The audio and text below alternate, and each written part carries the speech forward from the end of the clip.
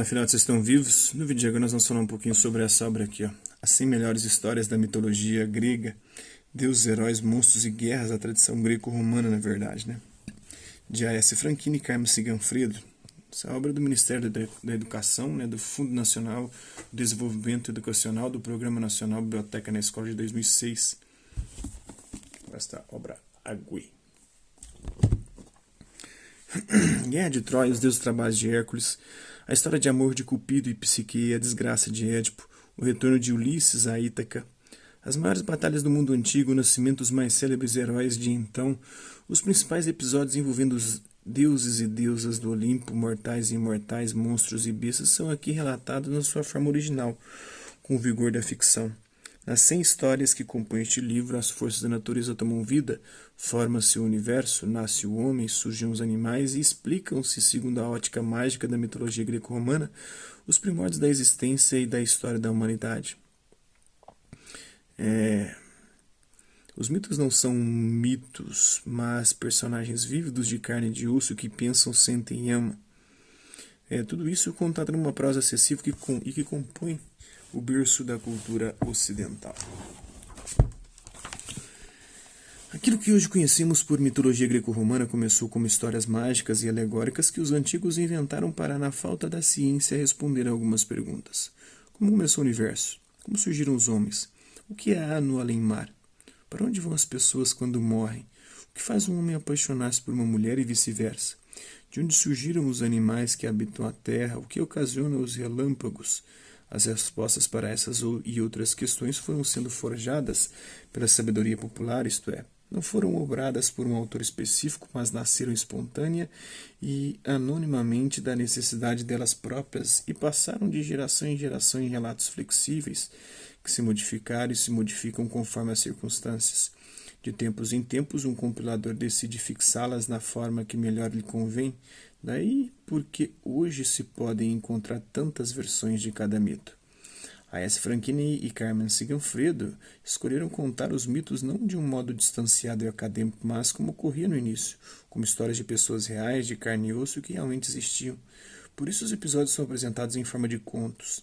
Se hoje não precisamos mais dos mitos para responder às perguntas elucidadas pela precisão científica, eles ainda são a melhor fonte para conhecer o percurso do pensamento do homem e para nos encantar com sua singeleza, beleza e fantasia. Carmen Siganfredo é gaúcha e nasceu em 1956. É tradutora e vive em Porto Alegre. A.S. Franchini nasceu em 1964, também é gaúcho. É formado em Direito e também trabalha como tradutor. Traduziram juntos textos de Ambrose Bierce, Robert Louis Stevenson, Charles Dickens, entre outros. Em coautoria, publicaram o romance Irmãos Pittawkers, Sulina, que recebeu o Prêmio Açoriano de Revelação Literária em 1999. E o livro Em Mares Nunca Navegados, Artes e Ofícios de 2003, uma adaptação em prosa de Os Lusíadas de Camões. Vamos lá. Para esse livro, hein? Caralho.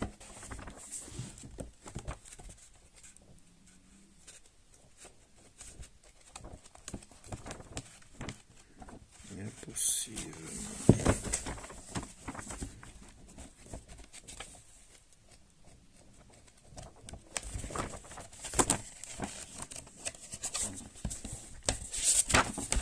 não. Não é possível.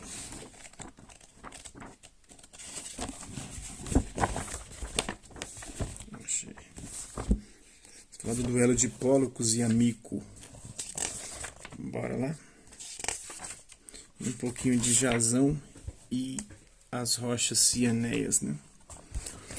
Ao passar pela costa do Quersoneso, a nau dos Argonautas fora atirada pelas ondas. Ali teve ela de permanecer por alguns dias a fim de reparar os danos sofridos. Essa ilha tinha ao centro uma imensa montanha habitada pelos olhos temíveis gigantes de 6 braços. Assim que os forasteiros desembarcaram na ilha, os gigantes puseram-se alertas, saindo um a um da boca da caverna. O líder do grupo ia à frente pisando firme, como uma de suas 6 mãos penteava os imundos cabelos, com a segunda cobria um bocejo, com a terceira coçava as costas, com a quarta limpava o nariz, inclusive o meu tá coçando pra caralho aqui, com a quinta fazia sombra para os olhos e com a sexta finalmente espancava as moscas. Os gigantes não estavam para a conversa. A primeira coisa que fizeram ao perceber a presença dos intrusos foi erguer grandes rochas e lançá-las na direção do navio. Jazão, reunindo seus homens, deu-lhes combate, lançando em retribuição as setas de seu arco. Hércules, desejoso de provar a força de seus músculos, atracou-se com vários ao mesmo tempo, exterminando-os em poucos minutos, enquanto os demais argonautas davam conta dos demais gigantes com seus arcos. Infelizmente, esta foi a única ocasião que os argonautas tiveram para presenciar o valor do maior dos heróis, pois às costas da Mísia, Hércules teve de abandoná-los. Seu amigo Hilas fora raptado pelas ninfas quando recolhia água num rio e Hércules preferiu ficar ali para tentar resgatá-lo. Partindo novamente, os argonautas chegaram à terra dos Bebrícios. Lá, no entanto, não foram mais bem recepcionados do que na ilha dos temíveis Dólios. O rei do lugar chamava-se Amico, mas era, na verdade, homem de poucos amigos.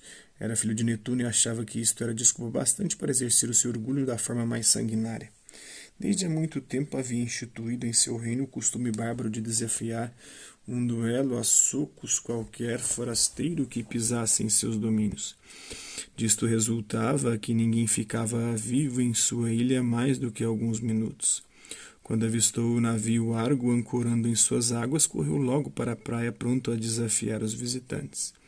Que ninguém ouse colocar os pés sujos em meu reino sem antes declarar que aceita bater-se comigo num duelo de vida ou morte, gritou o rei em direção à nau dos gregos. Os tripulantes entreolharam-se surpresos, porém não assustados. Todos imediatamente disputaram entre si o direito de enfrentar o poderoso oponente. Que está o seu inimigo? Disse Pólux, adiantando-se em direção ao rei, cercado por seus amigos. Vêm todos juntos, gregos covardes, disse Amico com um riso de escárnio. Guarde os gracejos para os seus lacaios, rei da arrogância, disse Pólux, encarando o seu inimigo com rudeza no olhar. Atrevido, rugiu Amico, pagará com a vida por sua petulância.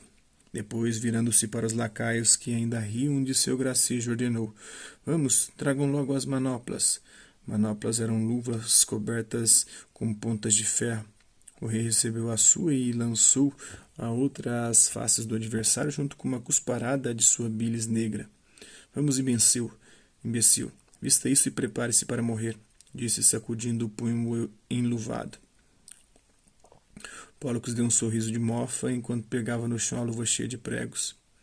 Desfazendo-se das roupas para ter os movimentos facilitados, os dois trajavam apenas aquela terrível luva. Uma das mãos permanecia descoberta para poder agarrar os braços do outro num confronto direto. Em instantes estavam os dois frente a frente, seus corpos movimentavam-se com cautela, medindo os passos enquanto estudavam os gestos do adversário. Amico, julgando ser seu dever começar a bater, avançou para Pólux, enviando um poderoso soco que passou raspando pelos cabelos deste. Dois pregos, contudo, arranharam ligeiramente a sua testa e duas finas listras horizontais de sangue foram brotando ao mesmo tempo em sua fronte, como se uma mão firme e invisível as traçasse com absoluta precisão. Seu sangue já começa a correr, maldito, gritou o rei possuído. Vamos, covarde, ainda há tempo para desistir. A resposta foi um poderoso golpe da mão enluvada de Pólux, que, apesar de errar o alvo, leva consigo um pedaço do ombro do adversário. O rei ferido engoliu um terrível grito de dor. Seus dentes rangeram de tal forma que todos ouviram perfeitamente o ruído deles esfregando-se dentro da boca. Uma espuma branca começou a brotar dos cantos dos lábios. Pagará caro por isto, demônio, grita Amico, alucinado. Fale menos e brigue melhor. Com a mão desenluvada, Amico acertou um golpe no rosto de Pólux, que recuou 2 passos para trás, tentando recuperar o equilíbrio. Amico, dando um grito de triunfo, avançou com a sua mão enluvada, pronto para acabar com o inimigo momentaneamente desorientado. Os companheiros de Pólux suspenderam a respiração. Porém, desviando-se com impressionante agilidade, Pólux remeteu com a mão livre um soco de cima para baixo ao queixo de Amico, que o fez cuspir 8 dentes ao mesmo tempo em um espirro vermelho de sangue. Com a língua empapada, o rei fez a vistoria na boca, cuspindo os cacos que se enterraram dolorosamente nas gengivas. Seu queixo cobria-se com um cavanhaque de sangue, do qual pendia um fio vermelho e balouçante. O juiz da contenda, prevendo o pior, suspendeu momentaneamente a luta. — Que tal está? Perguntou Jasão a Pólux. — Nunca estive melhor, respondeu o confiante herói, enquanto secava o suor do corpo. Amico, apesar de ter o peito manchado do sangue que escorria da sua boca, não se deixou abalar. — Dentro de instantes o miserável estará morto, disse Amico a um bajulador que secava com dedicação o corpo do rei. Enquanto o lacaio fazia sua higiene, Amico estudava o melhor meio de liquidar seu adversário. De repente, porém, deu um grito de dor. — Aí não, idiota! Diz Amico, dando um pontapé no criado. — Perdão, Alteza, desculpa-se o lacaio, aterrorizado com o resultado da sua imprudência. Ao tentar consertar sua gafe, porém, o lacaio sela seu desastroso destino. — Não seria melhor desistir, Alteza? Sugere ele, esfregando bem as coxas do rei. Um golpe brutal da mão enluvada de Amico desceu do alto, pondo um fim à vida do bajulador. — Vamos à luta outra vez, rugiu o rei, que ficava sempre excitado diante da morte de alguém, principalmente quando era ele o causador. Pólux, outra vez em campo, estava decidido a liquidar de vez o adversário. — Vejo que é valente para liquidar lacaios indefesos, diz o argonauta. Guarde seus sentimentos, mocinha. Daqui a pouco os dois estarão cruzando juntos o Aqueronte rumo aos infernos. Os golpes recomeçaram com fúria ainda maior. O sangue correu dos dois lados, porém Pólux tem ferimentos de pouca gravidade. Já Amico tem o rosto todo ensanguentado. Um dos últimos golpes de Pólux enterrara um dos ferros de sua luva no olho esquerdo do rei, arrancando. Sem poder conter-se outra vez, mesmo porque já não tinha mais dentes para ranger, o rei deu um urro de dor tão pavoroso que calou toda a plateia, menos, é claro, a dos argonautas, que explodiu em vivas. — Desista, verme imundo! Gritou Pólux, tentando poupar ainda a vida do miserável. — Nunca! Rugiu Amico, que preferia a morte à desmoralização diante de seus súditos. Cego de dor e de ódio, ele descobriu o rosto. Onde antes estivera brilhando seu olho perverso, agora apenas um buraco negro, do qual escorriam fios de sangue negro e espesso. Sua face irreconhecível era uma máscara com gesta de dor e de ódio.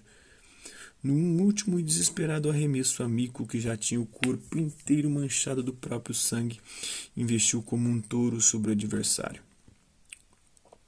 Pólux desviou-se e então acertou no alto da cabeça de Amico, tal como este fizera com o seu infeliz lacaio.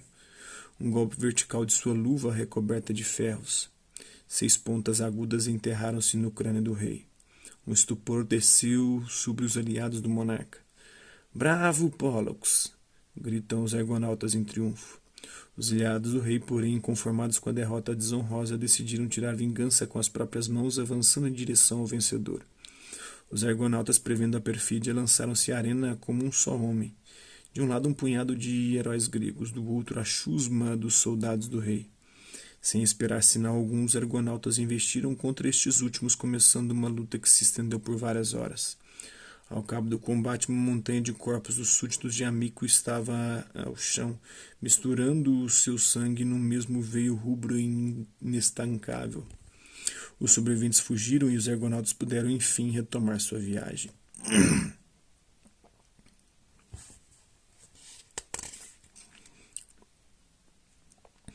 Jasão e as rochas cianésias. No caminho para chegar até a Cólquida, em busca do Velocino de Ouro, Jasão passou com seus demais companheiros pela costa da Bitínia. Mal prendeu as amarras e seus tripulantes já desembarcavam, felizes por pisar em terra novamente. — Devagar, rapazes, disse Jasão. Já tivemos surpresas demais nesta viagem. Não sei, só um pouquinho da mitologia greco-romana. Espero que vocês tenham gostado do vídeo. Quem curtiu, dá um like. Quem não curtiu, dá um dislike. Quem se interessar pelo conteúdo do canal, é só se inscrever, ativar o sininho e aguardar os próximos vídeos e as próximas notificações.